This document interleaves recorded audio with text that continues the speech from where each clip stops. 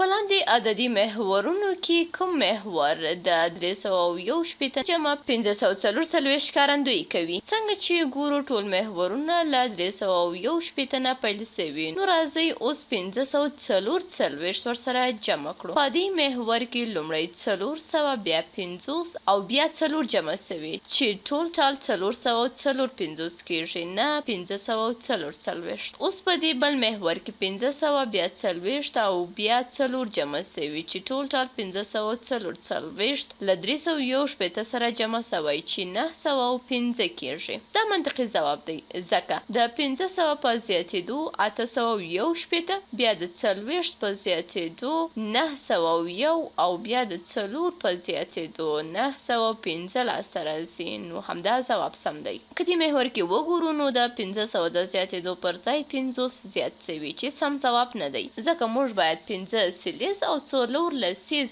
یا 40 او بیا 4 یویز ور زیات کړو. او اوس راځئ نور مثالونه وګورو. د لاندې افادونه کومه یوه د دې عددي محور په مرسته حلیدلی سي؟ نو څنګه چې معلومیږي پیل مو له 218 کړی، بیا مو 200 جمع کړی او بیا مو 40 جمع کړي چې ټوټل 958 سوي، یعنی 240 جمع 218 چې له دې ځواب سره سمون لري. اوس به راسو بل مثال ته. کوم عددي محور د 515 منفي 368 ښکارندوی دی؟ اوس که دا دوه وروستني محورونه وګورو، دا دواړه له 515 نه پیل سوي او افادي مو له 515 پیل سوي او دا بل محور له 558 پیل سوی چې عددونه سره تیر او بیر سوي، نو دا ځواب سم نه دی. نو راځئ دوه نورې افادي وګورو. موږ باید 3 سلیز 6 لسیز او 8 یویز منفي کړو. دلته په دواړو محورو کې 3 سلیز منفي سوي او